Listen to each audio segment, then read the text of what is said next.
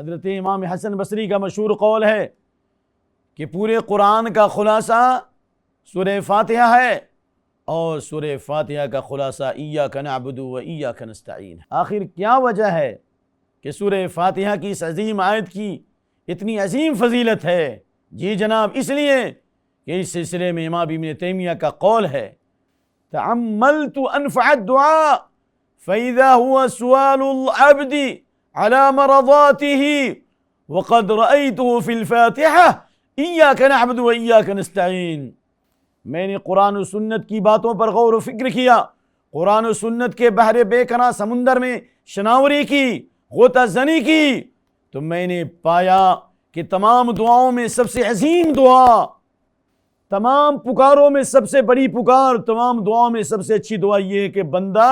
اللہ سے یہ دعا کرے کہ اللہ تو ہمیں اپنی مرضی کی راہ پر لگا دے۔ اور اس سلسلے میں نے سورہ فاتحہ کی اس آیت کو پایا، ایاک نعبد و ایاک نستعین، یعنی آیت کریمہ اس بات کی دلیل ہے کہ بندہ اگر اس آیت پر عمل کرے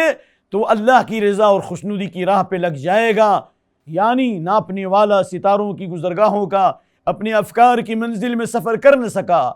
جس نے سورج کی شعاؤں کو گرفتار کیا، زندگی کی شب تاریک سحر کر نہ سکا، آسمان کی خلاؤں میں پرواز کرنے والے، سمندروں کی گہرائی اور گہرائی میں اترنے والے، اور سوریا پر کمندے ڈالنے کا دعویٰ کرنے والے، ماؤنٹ ایوریسٹ پہ جانے والے، برمودا ٹرائنگل کا پتہ لگانے والے،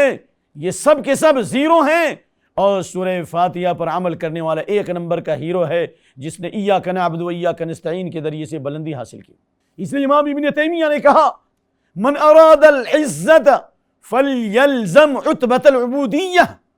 جو دنیا میں عزت و وقار چاہتا ہے، جو بلندی چاہتا ہے، جو اللہ کی رضا و خوشنودی کا طالب ہے، جو امن اور شانتی کے ساتھ زندگی گزارنا چاہتا ہے،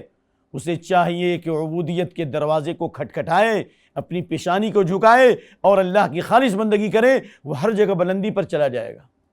اللہ اسے بلند کرے گا دنیا میں بھی، آخرت سے پہلے۔ یرفع اللہ الذین آمنوا منکم والذین اوتوا العلم درجات، اللہ ایمان والوں کے اور علم والوں کے درجات کو بلند کرتا ہے۔ کیوں نہیں کرے گا کہ بندہ جب خالص اللہ کی توحید پر عمل کرے گا، الیہ یصعد الکلم الطیب والعمل الصالح یرفعہ، پاکیزہ کلمے اللہ کی طرف چڑھتے ہیں، توحید کے کلمات چڑھتے ہیں، ان کے اعمال چڑھتے ہیں،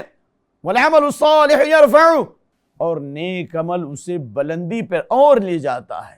سورہ فاتر۔ اس لیے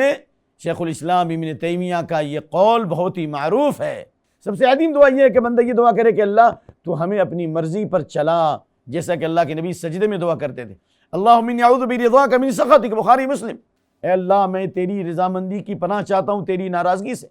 یعنی ہر چیز میں تو راضی ہو جا۔ سب سے عظیم ترین نعمت بندے کو مل جائے گی، سب سے عظیم ترین نعمت جو بندے کو ملتی ہے وہ اللہ کی رضامندی، اور یہ اللہ کی رضامندی صحابہ کو ملی تھی رضی اللہ عنہم ورضوا عنہ، لقد رضی اللہ عن المؤمنین رضوان من اللہ اکبر۔ اللہ کی رضامندی جنت سے بھی بڑی نعمت ہے، کیونکہ جنتی جنت میں چلے جائیں گے تو اللہ فرمائے گا جنتیوں کیا تمہیں کچھ اور چاہیے؟ تو جنتی کہیں گے الم تبید وجوہنا، کیا تو نے ہمارے چہروں کو روشن نہیں کر دیا؟ الم تدخلنا الجنہ، کیا تو نے جنت میں داخل نہیں کر دیا؟ الم تنجینا من النار، کیا تو نے ہمیں جہنم سے نہیں بچایا؟ اللہ فرمائے گا وحل علیکم رضوانی فلا اسخط علیکم بعد ابدا، بہت ساری بشارتیں اللہ سنائے گا، ان میں سے یہ بشارت بھی مسلم شریف کتاب الایمان، میں اپنی رضامندی تم پر نازل کر رہا ہوں، میں کبھی ناراض نہیں ہوں گا۔ یہ رضامندی کی سرٹیفکیٹ کب ملے گی؟ ایاک نعبد و ایاک نستعین۔ اس لیے امام ابن تیمیہ کا ایک قول اور بھی ہے کہ میں نے سنت کی تمام دعاؤں پر غور کیا تو میں نے پایا کہ سب سے عظیم دعا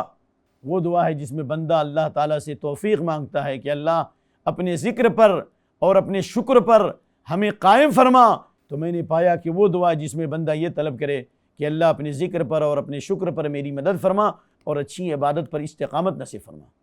یعنی یہ دعا اللہم انی علی ذکرک و شکرک و حسن عبادتک۔ مرسی ٹی وی کے مزید ویڈیوز کے لیے ہمارے چینل کو سبسکرائب کریں اور بیل آئیکن کو ضرور دبائیں۔ جزاک اللہ خیرن۔